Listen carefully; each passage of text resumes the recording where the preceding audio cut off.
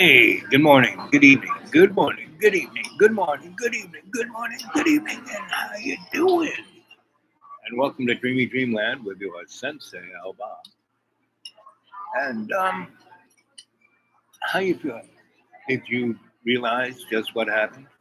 The Supreme Court said that Donald Trump can do whatever the heck he wants, and he is not responsible. That means every president after him can do whatever they want. They can martial law, go to the street, shoot all the people, dump poison into your water. Hey, but they're already doing that. You know what I mean? Man. So, yeah, it's always fun. Um, so here it is, a live stream, and love to hear from you guys on what you think about this. You are the best. Okay. Uh, so here I am at the old barrel and hanging out with the old folks. Well, that's good, James. Because see, um, folks, you don't have to worry about all this weird ass crap that's going on around us. It's being thrown upon us, back. Oh, there she is. And your cakes will be out in a minute. Oh, you're the best. Thank you, dear. You're welcome. So, back in World War One, when you're out there in the industrial, war zone,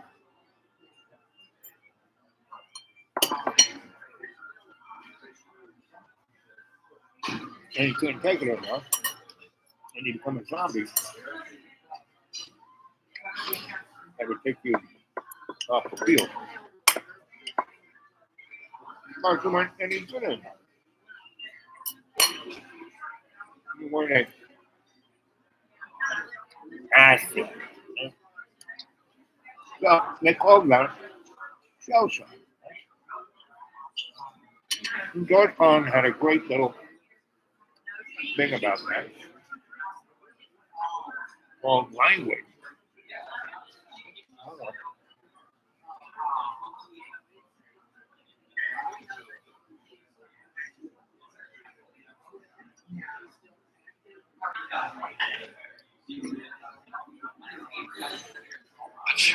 Fatigue is a nicer word than shock. Don't get that. And I have a box and a bag to go in my check. But I may have to bail out quick.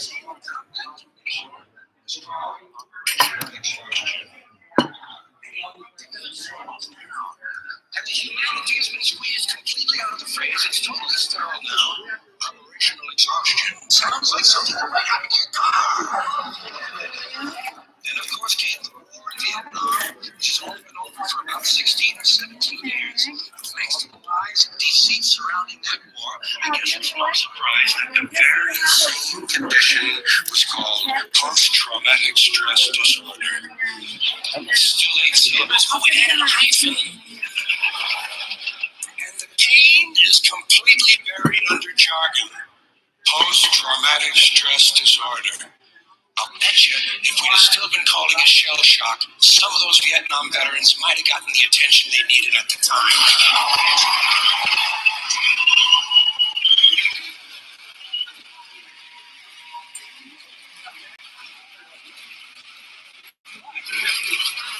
But it didn't happen. And one of the reasons is because we were using that soft language.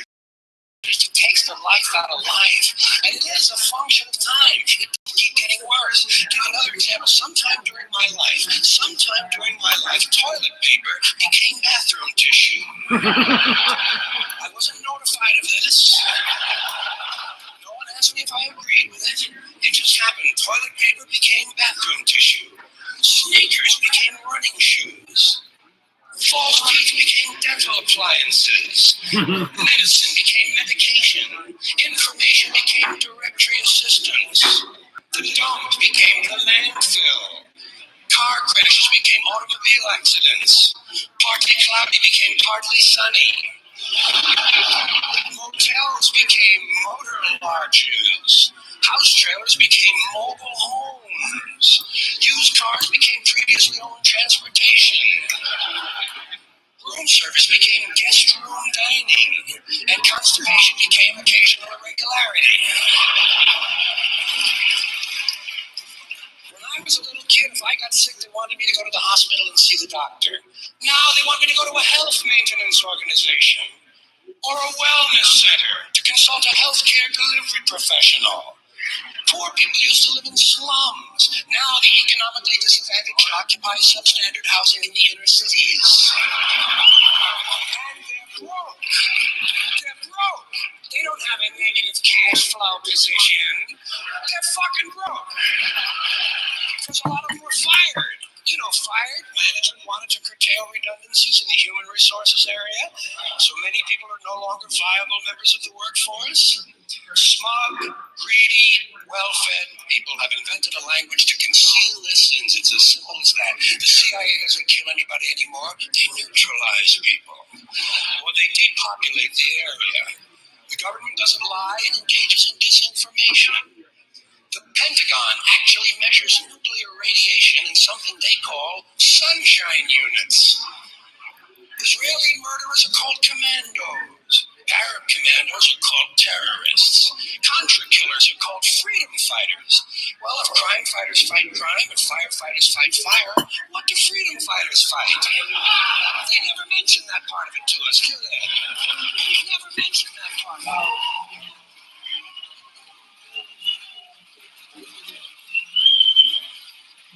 Some of this stuff is just silly. We all know that. Like on the airlines, they say they want a pre-board.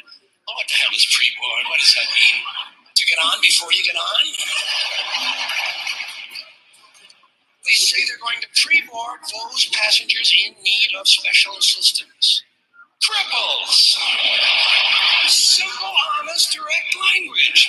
There's no shame attached to the word cripple that I can find in any dictionary. No shame attached to it. In fact, it's a word used in Bible translations. Jesus healed the cripples. It doesn't take 7 words to describe that condition. But we don't have any cripples in this country anymore. We have the physically challenged. Is that a grotesque enough evasion for you? How about differently abled? I've heard them call that differently abled. You can't even call these people handicapped anymore. They'll say, we're not handicapped, we're handy-capable. These poor people have been bullshitted by the system into believing that if you change the name of the condition, somehow you'll change the condition. Well, hey, cousin, it doesn't happen. It doesn't happen. We have no more deaf people in this country, hearing impaired. No one's blind anymore, partially sighted or visually impaired. We have no more stupid people. Everybody has a learning disorder. Or he's minimally exceptional. How would you like to be told that about your child? He's minimally exceptional. Oh, thank God for that. Psychologists actually have started calling ugly people those with severe appearance deficits. It's getting so bad that any day now I expect to hear a rape victim referred to as an unwilling sperm recipient.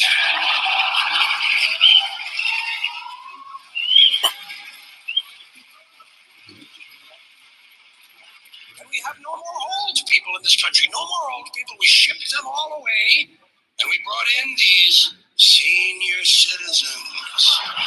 Isn't that a typically American 20th century phrase? Bloodless, lifeless, no pulse in one of them. A senior citizen. But I've accepted that one. I've come to terms with it. I know it's here to stay. We'll never get rid of it. That's what they're going to be called, so I'll relax on that. But the one I do resist, the one I keep resisting, is when they look at an old guy and they'll say, look at him, Dan. He's 90 years young. Imagine the fear of aging that reveals. To not even be able to use the word old to describe someone, to have to use the antonym. That fear of aging is natural, it's universal, isn't it? We all have that. No one wants to get old. No one wants to die, but we do. So we bullshit ourselves. I started bullshitting myself when I got to my 40s. As soon as I was in my 40s, I'd look in the mirror and I'd say, well, I guess I'm getting older. Older sounds a little better than old, doesn't it? Sounds like it might even last a little longer. Oh shit, I'm getting old. it's okay, because thanks to our fear of death in this country, I won't have to die. I'll pass away.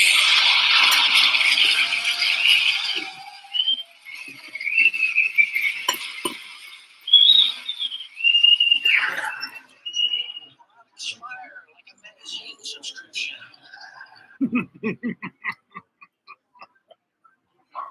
Well, I hope that brought a chuckle to your face while I was eating breakfast. And then get out of here in 10 minutes. Not even funny. So, as our friends here keep saying, don't worry about it. Because really, there's not much you can do. What you can do is live your life every day in every way. Take a piece of it and make it stronger. That's what you do. Or I'll expire like a magazine subscription. If it happens in the hospital, they'll call it a terminal episode. The insurance company will refer to it as a negative patient care outcome. And if it's the result of malpractice, they'll say it was a therapeutic misadventure. I'm telling you, some of this language makes me want to vomit. Well, maybe not vomit. Makes me want to engage in an involuntary personal protein spill.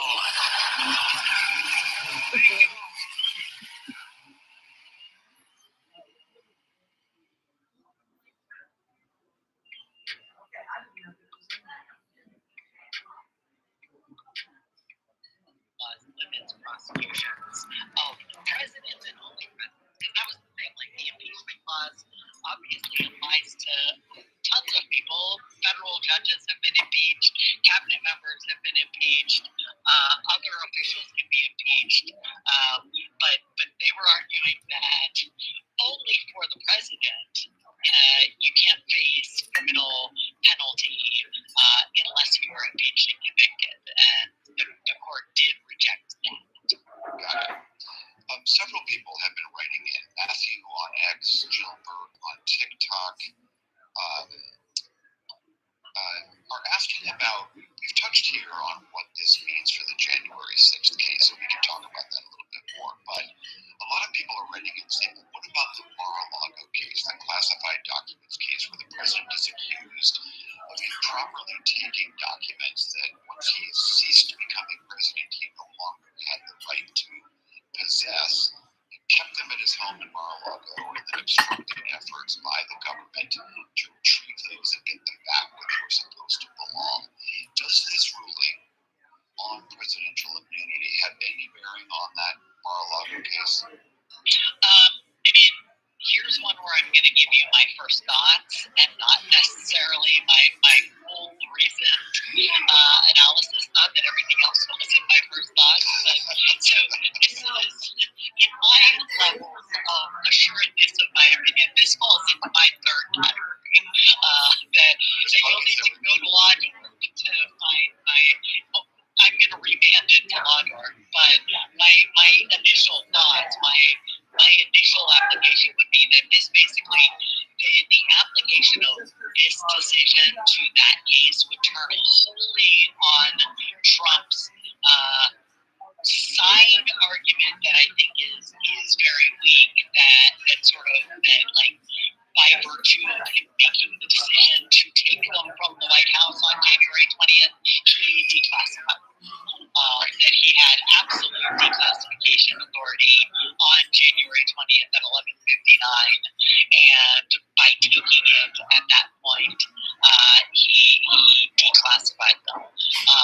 That would be the only way that I would think that he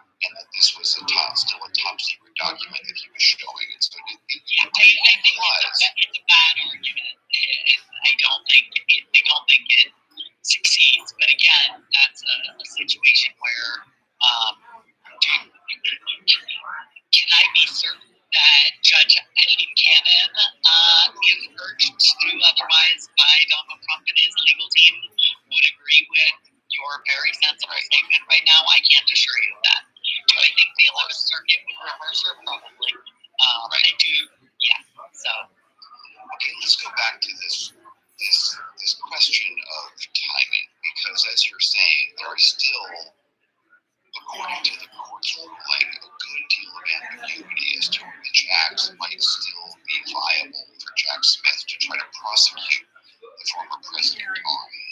Those have to now go back to Judge Tanya Chutkan in Washington, D.C., who is the judge, for people who have not been following this that closely. She is the judge that's overseeing the federal January 6th case, as we call it. This is the special counsel's case against Donald Trump about January 6th and the 2020 election subversion allegations.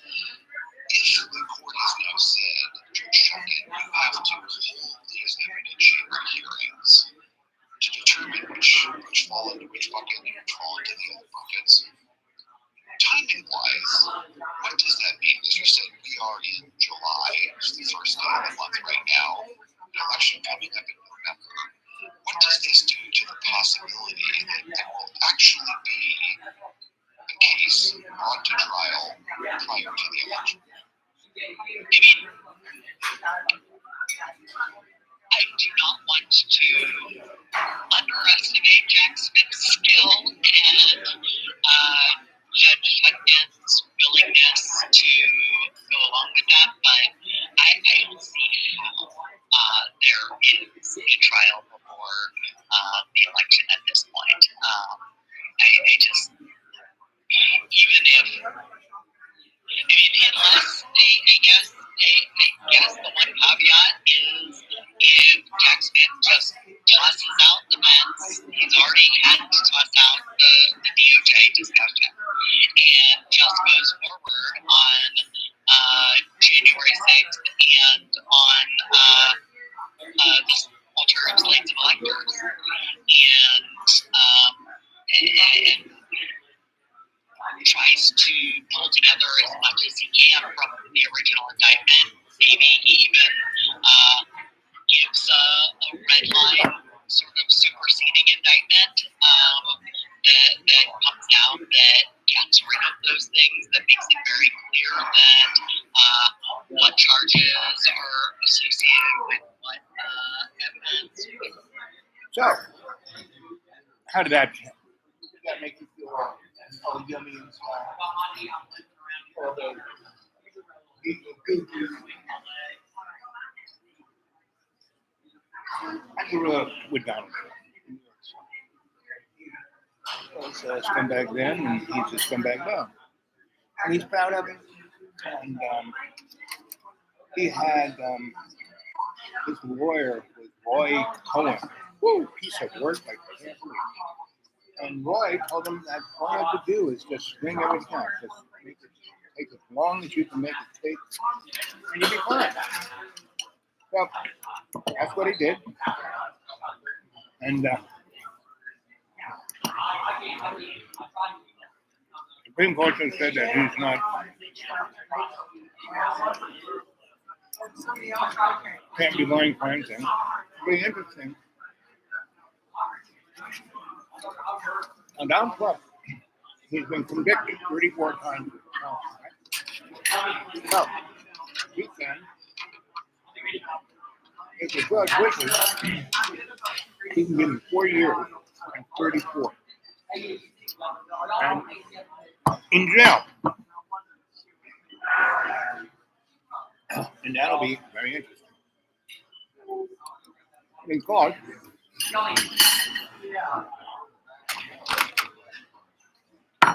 okay, the Supreme Court said that I can't be counsel for granted.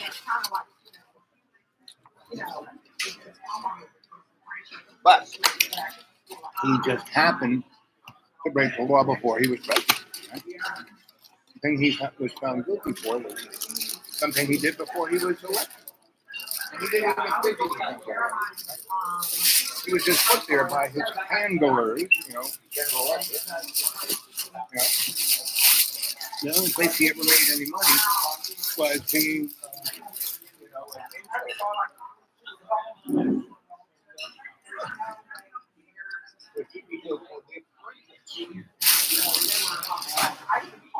and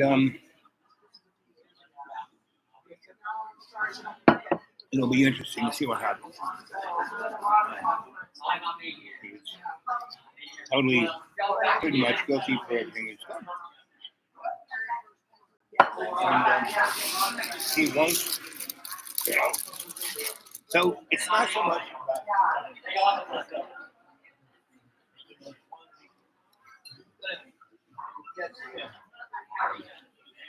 he will go hog wild on destroying the government, getting rid of all the bureaucrats and et cetera, et cetera. No more FDA, so who knows what they're putting in that syringe in your arm. No more FAA, so who knows if you're going to fall out of the sky in that airplane you take. No more, controlling the railroads. No more anything. And gang, I'm old. Thank you, Megan. Thank you. You're the best. Thank you. And I've had a blessed, amazing life. I've died 7 times, come back, and each time I have a different life. Right? So, and I keep, God keeps saying, keep going down there, kid. Keep doing a good job. And that's what I do. The fact that only 3 of you guys who watch the show, who cares? I don't. This is, a shamanic ceremony. I drop it into the pond of the World Wide Web, and bingo, it affects the world. So that's what I'm doing. It's okay by me.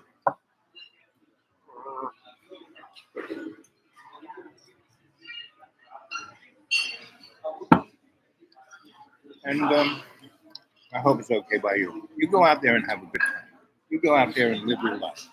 And every day in every way, take the piece of the earth to make it strong. Be there as God's who bring forth the new life. In Judaism, the Torah says that life doesn't begin until you're born, meaning not conception. So the Jews are all for abortion, not a problem.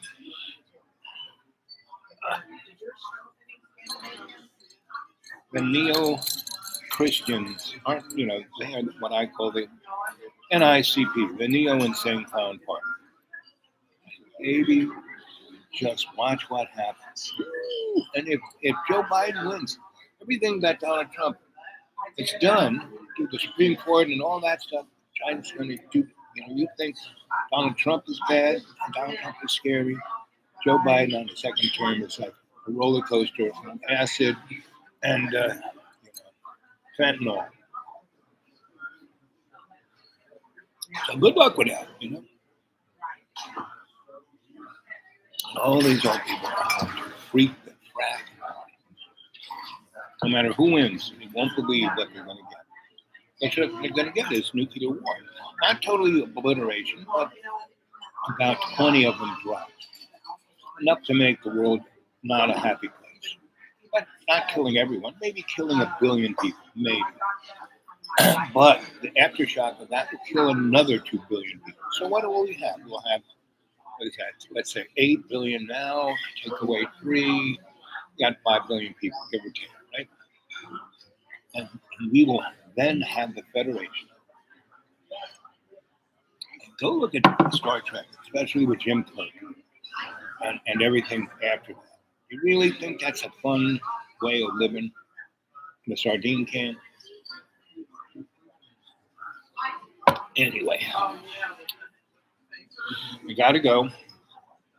How do I bail from this thing?